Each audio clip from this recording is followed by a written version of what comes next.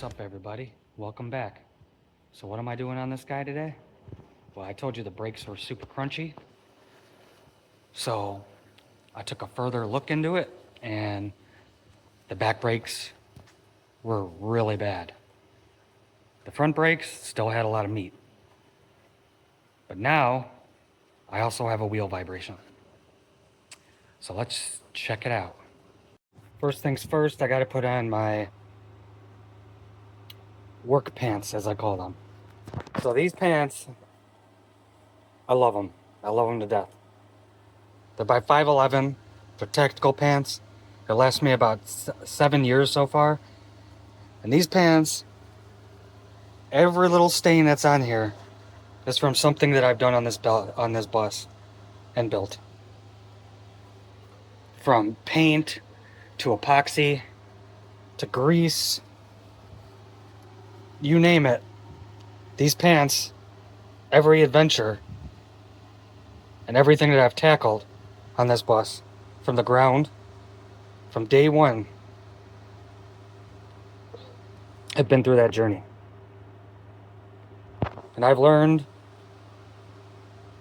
you need a designated pair of work pants if you are going to be building a schoolie, because you will ruin hundreds of dollars of clothes if you don't buy yourself or make yourself some nasty work clothes. And there you have it, transformed into work mode. I got my original 6 hat with the Blackhawks logo over there, my 3 button-up shirt, which doesn't look dirty because Tide works awesome, and my nasty pants.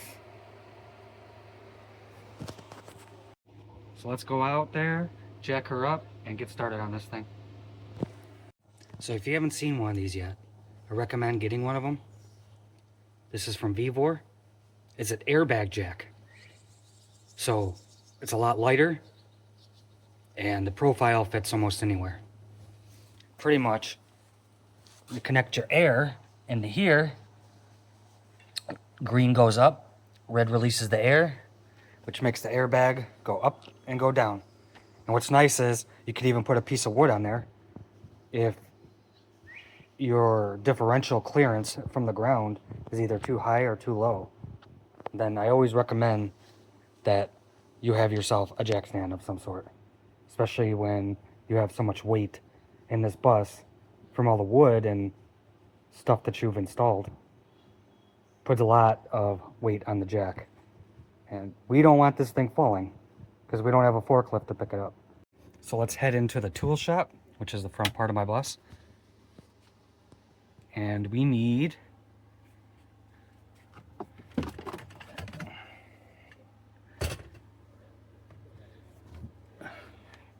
an impact. And if you haven't got yourself a set of these yet, you don't really need them for a bus like this because it's got cool lug nuts. But these are special lug nut removers. If you have fancy rims, these clear plastics that are on these sockets, these impact sockets, protect your rim.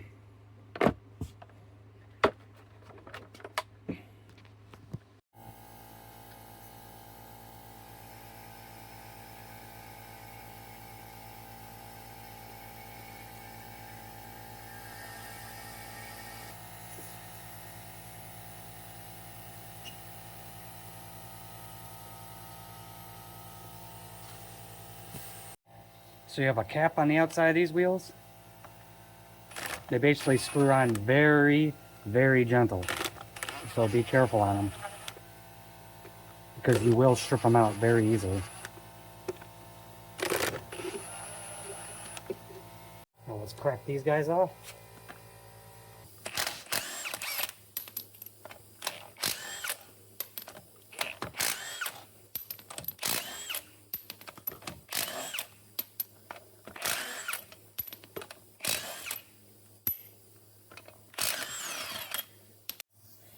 I love these type of lug nuts compared to the regular style because it's got these like built-on washers that keep the rim snug down nice on your wheel bearing hub. So you can see I have the new brake pads installed already, which I didn't run into any problems, so I didn't really record anything much. But you have these two 15mm bolts on the back that hold this whole assembly right here pretty much to the rotor. And then you got these little slide tracks right here that the brake pads just slide onto. You want to make sure you grease that up really good, because when this closes like this, it'll squeeze the rotor. So you want to make sure you have these slide lubed up pretty good. And there's pins that are inside here, which is the bolt slash the pin. And you want to lube those up really good. And then what I did here is my rotors weren't really that bad. As you can see, they're nice and shiny now. But I spun this, used 80 grit sandpaper,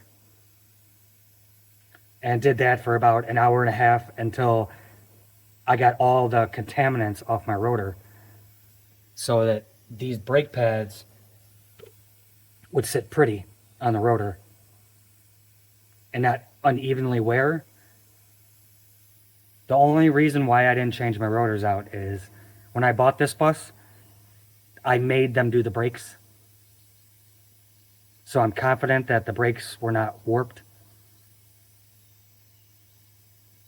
But I recommend that you buy new rotors if they have not been done for a long time on your rig. Also, you need a special tool to compress the pistons that are on these calipers. And on these GMC Savannahs 3500s, there's dual pistons. So there's one here, one here. So you take that brake pad, put the clamping tool in there, and spin it, open the cap on your brake reservoir. It'll push the piston out and push the fluid back to the brake reservoir. Now I'm just going to clean up the surface a little bit with some 80 grit sandpaper to get the rusties and crusties out.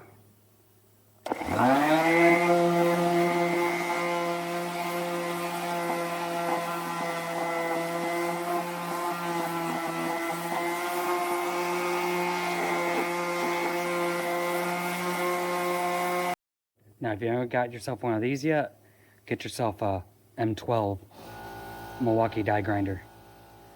Now I'll use this semi-abrasive pad and I will clean up the hub a little bit.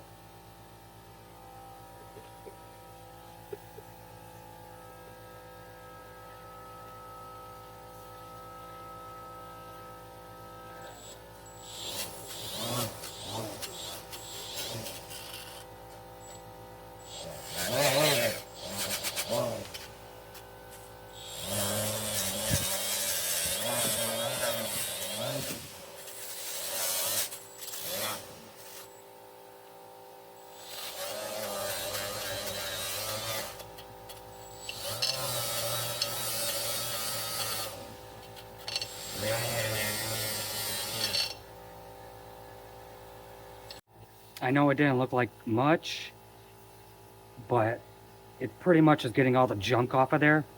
So the tire mates on there as flat as possible so we don't get no tire vibration. Get yourself a $1.50 steel brush from Harbor Freight.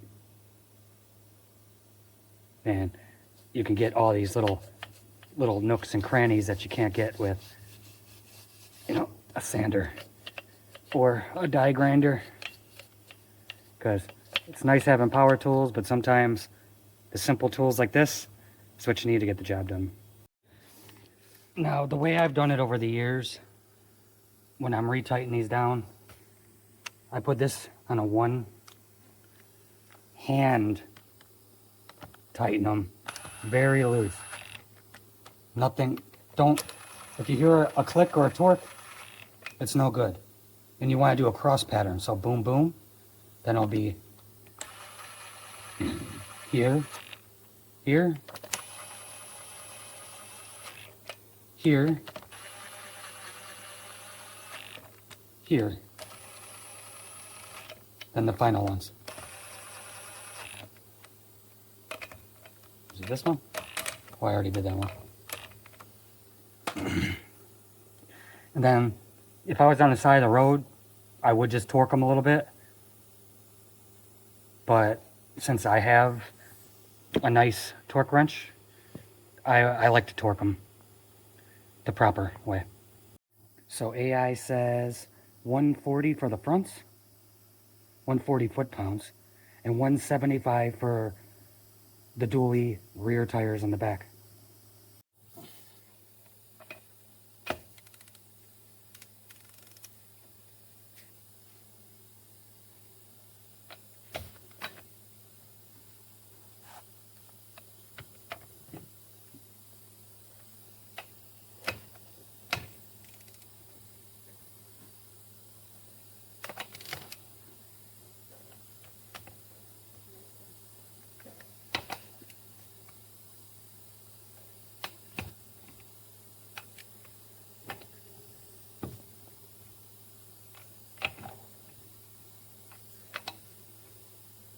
So I snugged them up just a bit. Now basically what you want to do is lower the tire just enough on the surface where you could torque these.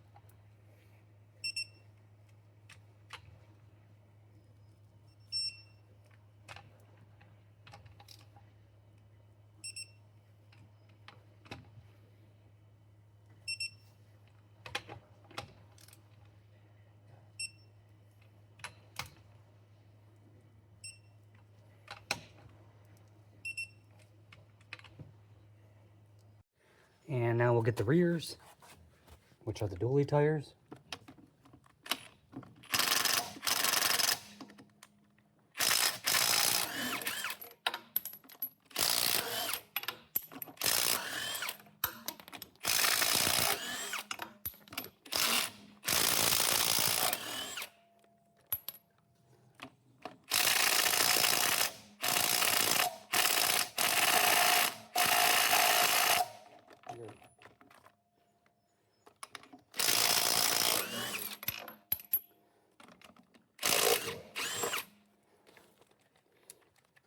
That's why you never torque them with the torque gun, because you get hung up like that one. Now the rear lug nuts you want at 175.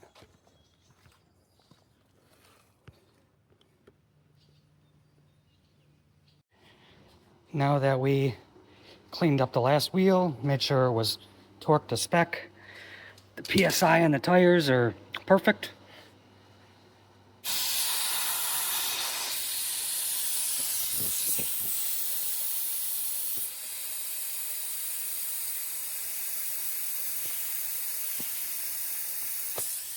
We can lower our jet. And if there's one thing I highly recommend, it's one thing to do it to work on your vehicle when you have a flat surface like I do right now and shade, but make sure you put your tools back. I mean, like, it's hot today and I could have easily missed something, but make sure you put all your tools back, because one day you might be driving and it's freezing outside or it's super hot outside, you're in the beating sun, you're not in a good, you haven't found a good side road off the highway, people are passing you. So if all your stuff is in the place where it needs to be, you can grab everything super fast and get things done. You can get things done very fast, very efficient if your tools are in the right spot and you memorize where they all go. I mean, like, I have changed a brake line on this in the parking lot of AutoZone. I have done a starter in front of someone's house. I did the oil in my mom's driveway. It's all about preparing and having tools.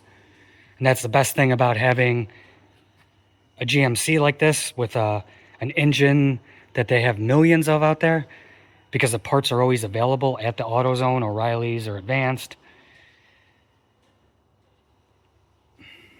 The tires are a regular size, so if you have a blowout, they'll have them at almost any place, any tire place that you go to.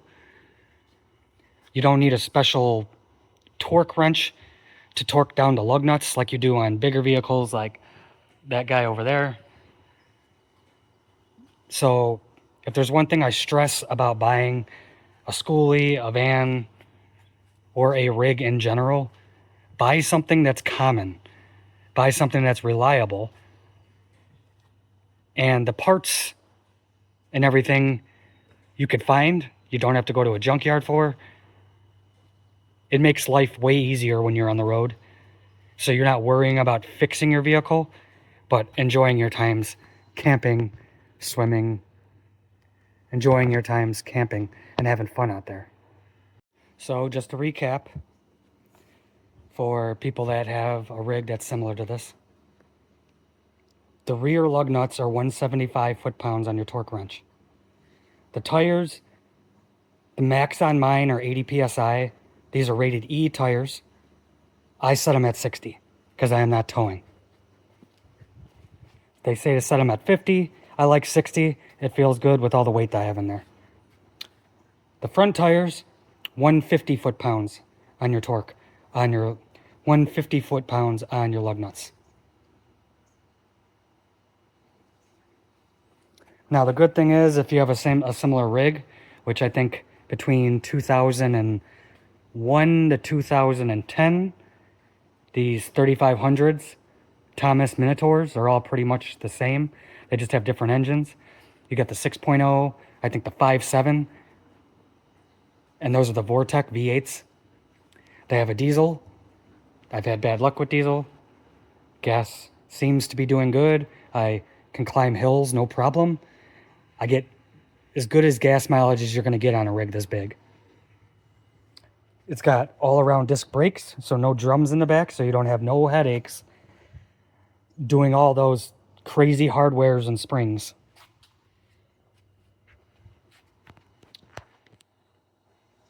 So that's just a fast recap for anyone that has a similar rig. If you don't have one of these, I know a lot of mechanics just tighten by hand. I highly recommend getting a good digital torque wrench. I got this one for Harbor Freight for, I think, $100. It has the little beeps and everything that all the snap-ons and all the good ones have. But there's nothing better than having peace of mind driving 1,000 miles through deserts, switchbacks, gravel roads, cities, than knowing that all your bolts on your rig are torqued to spec. Also, I know many of you are like, I don't do mechanic work. I'm gonna pay someone to do it. I highly recommend you watch them do it if you know anything a little bit about mechanics, because there's been a few times where I have gone back and checked their work and they could be having a bad day, and it could be as simple as they missed a bolt that they didn't tighten. And for me, one time it was catastrophic. I was driving up the mountains, and instead of putting a brand new caliper and wheel hub on and charging me for it, which I had the money, they put a helicoil to hold my caliper to the knuckle. And I broke, and I hit the brakes, and my truck buckled forward. And when you have a big truck with a load in it, it's very scary. So watch your mechanics, not because you can't think, not because you don't think they could do their job, just for peace of mind. I know you're paying for them to do it, and they should do their job right, but there's nothing like being in the middle of nowhere and one little bolt, you have to pay a couple of grand for a tow somewhere. Now we're all done. We can move back to my spot, get back in the sun, so I can get my batteries charging, because I have work tonight.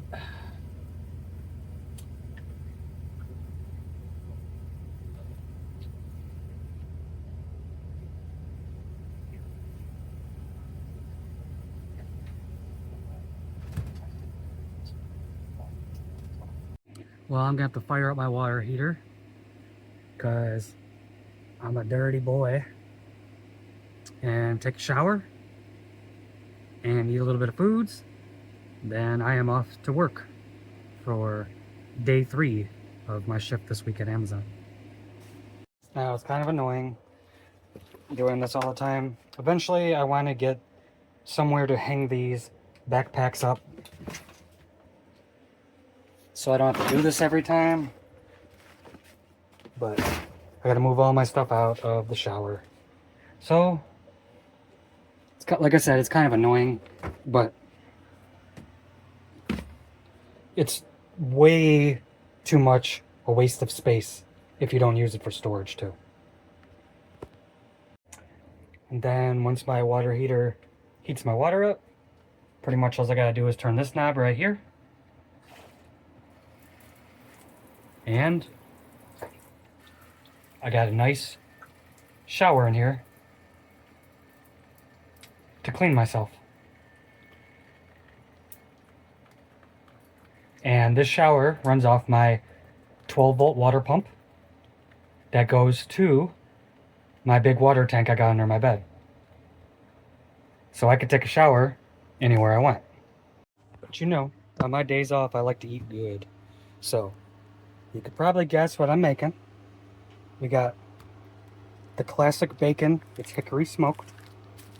I got a lettuce that came from a farm. Sunny buns, which I swear they never go bad. I don't even know if they're buns. A tomato, and singles that are Kraft, all American. Then in my fridge, I got some really good Famous Dave's. I think they're Famous Dave's fries, and my Angus burgers. And I am gonna make myself some BLT burgers. Is that what you would call it? A BLT burger? I don't know. It's technically a 4 for $4 from Wendy's, just way bigger. And I love the 4 for $4. You know, the junior bacon from Wendy's. And this is dessert. Smoky Mountain Fudge by Mayfield. They're right up there with Ben and Jerry's. But Dollywood Night Flight Expedition, new for 2026. Get you some of that.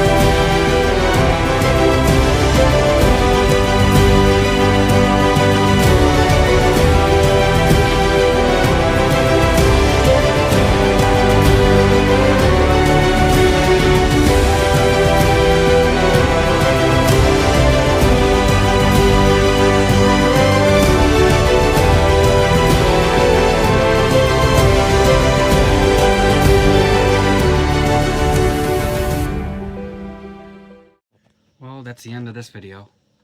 So like always, peace out, and I'll catch you on the flip side.